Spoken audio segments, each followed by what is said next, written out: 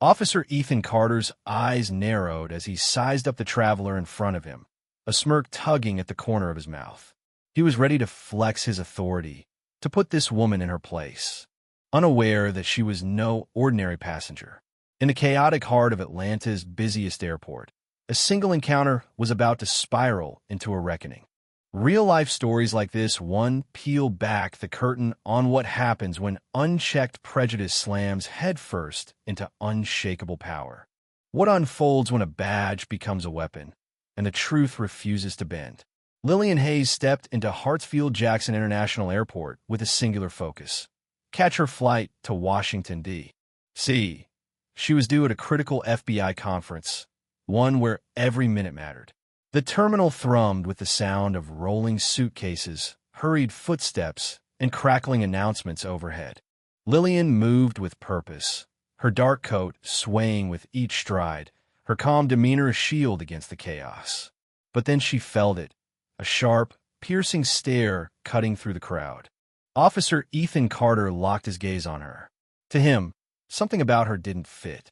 Maybe it was the way she carried herself, too composed, too confident, or maybe it was something less definable, something rooted deeper in his own biases.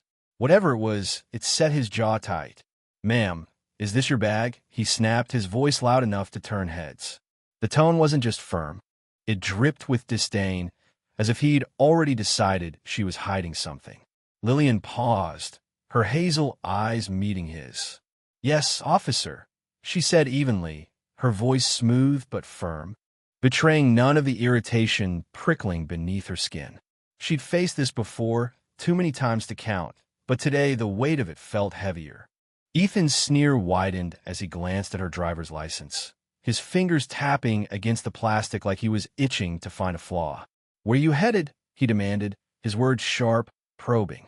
"Washington, D.C. work," she replied, keeping it short. She'd already shown her ID at check-in, her FBI credentials tucked neatly in her bag. But Ethan wasn't satisfied. His eyes roamed over her, searching for a crack in her story. Before she could say more, he jerked his head toward a small metal desk off to the side. "Step over here," he ordered, turning on his heel without waiting for a response. The secondary screening area was a stark contrast to the bustling terminal, a dim, cramped corner that smelled faintly of stale coffee and disinfectant. Lillian's pulse quickened as she followed him, each step laced with the sinking feeling of what was coming. Humiliation wasn't new to her, but this time it wore a uniform and carried a badge. At the desk, Ethan's voice hardened further. "I need to ask you some questions about your travel plans," he said, his tone accusatory, as if her very presence was an affront to his authority. Lillian held his gaze, unflinching. "I have official meetings at the J. Edgar Hoover building," she stated, her words crisp and deliberate. She wasn't here to play games. Ethan's jaw twitched, his fingers flipping her FBI credential case open with a roughness that bordered on disrespect. "These don't look standard," he muttered, his skepticism loud enough to echo in the small space. He set the credentials down like they were counterfeit, his hand lingering as if daring her to argue. The absurdity of it hit her like a slap. An airport security officer questioning a verified FBI assistant director? If the situation weren't so charged, she might have laughed. Instead, she straightened her spine. "That's a standard FBI credential," she said, her voice cutting through his doubt. "You can verify it with the Bureau." The words carried weight, authority wrapped in calm, but Ethan's expression only darkened. With a grunt, he stormed off toward a secure office nearby, leaving her standing there under the flickering fluorescent lights. In the back room, the phone rang once before he barked into it. "This is Officer Ethan Carter. I need to verify an FBI agent's credentials," he said, his tone clipped, devoid of any deference. On the other end, a voice confirmed her identity. "Lillian Hayes, Assistant Director, Federal Bureau of Investigation." The truth landed like a punch, but Ethan's posture stiffened, his pride refusing to yield. Back at the desk, Lillian sat alone, her eyes fixed on the clock ticking above her. Every second felt like a deliberate slight, a theft of her time and dignity. A small crowd had gathered nearby, their whispers and sidelong glances amplifying the tension. This wasn't routine, it was a power play, and they knew it. Sergeant Daniel Pierce, who'd been watching from a distance, stepped forward, his voice low and measured. "Ms. Hayes, please bear with us," he said, offering a faint apology that did little to soften Ethan's edge. The verification call dragged on, each passing minute a reminder of the profiling she'd endured too often. Unjust stops, suspicious glares, questions that never seemed to end. But today was different. Today, she wasn't just a target. She was a force ready to push back. When Ethan finally returned, his face was a mask of forced neutrality. "We verified your status," he said, the words grudging, tinged with bitterness. But he wasn't done.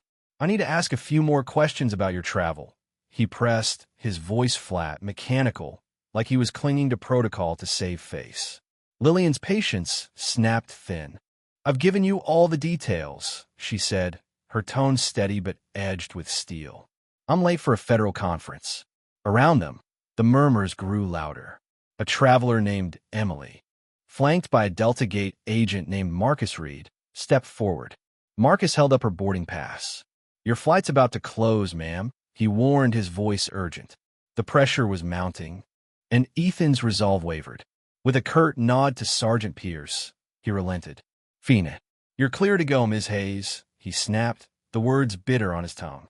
Lillian gathered her belongings, her movements deliberate, her eyes burning with quiet resolve.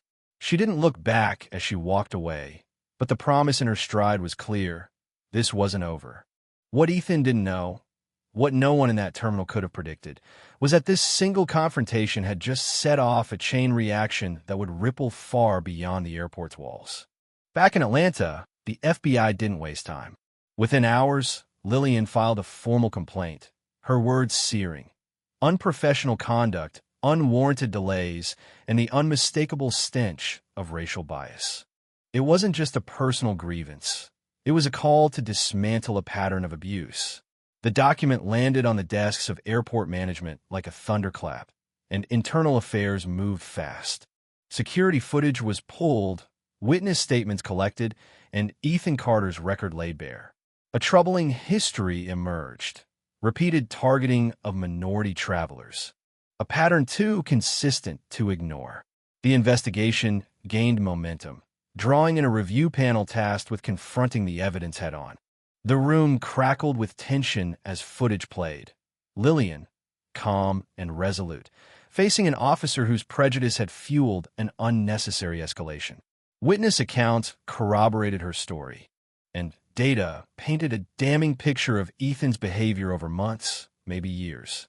The question hung heavy in the air. How far would bias be allowed to fester before someone paid the price? The panel's decision came swiftly. Ethan Carter was terminated on the spot, his misconduct too egregious to defend.